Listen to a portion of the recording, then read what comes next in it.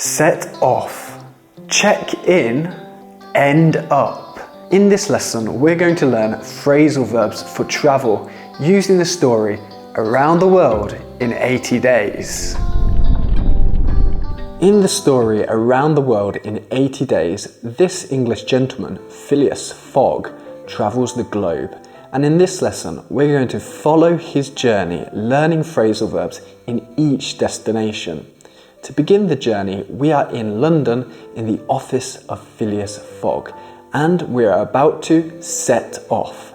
Set off, that is our first phrasal verb, and it means to begin a journey. You can set off for a place.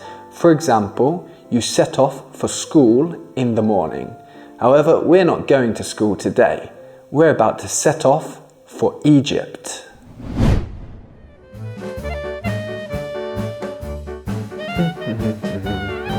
In Egypt, you can see the pyramids. Wow!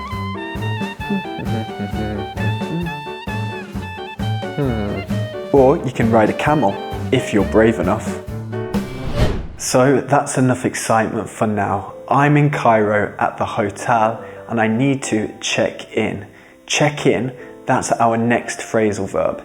If you check into a hotel, it means you arrive and register at the hotel. You can also check out. If you check out, you leave the hotel after paying. Okay, let's continue our journey. In India, you can see the Taj Mahal, or you can try amazing dishes from the Indian cuisine. Delicious. Hot, hot. I'm now at the airport, ready to go to our next destination.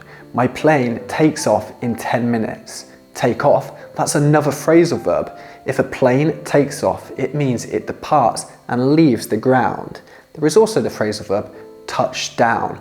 When a plane touches down, it arrives and lands on the ground.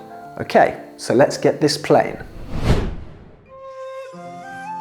Wow, we're now in Japan, where you can see incredible views of Mount Fuji, and we can go on a walk around Yokohama and see so many incredible things. But how are we going to get around? Get around, that's another phrasal verb. To get around means to move to different places without difficulty. When you visit a country, you need to get around. So how can I get around in Japan? I know, I'll walk and follow the street signs. Oh no.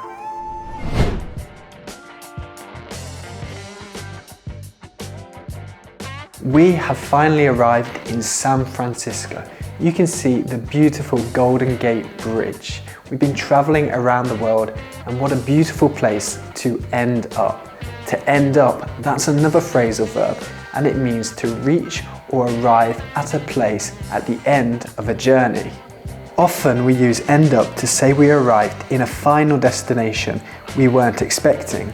For example, I was flying to Los Angeles, but my plane was diverted and I ended up in San Francisco. I guess that when we travel, we never know what we will learn and where we will end up.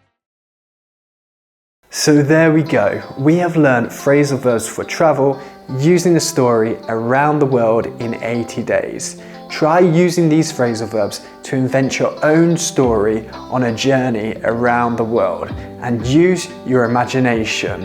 It's time to set off on your journey.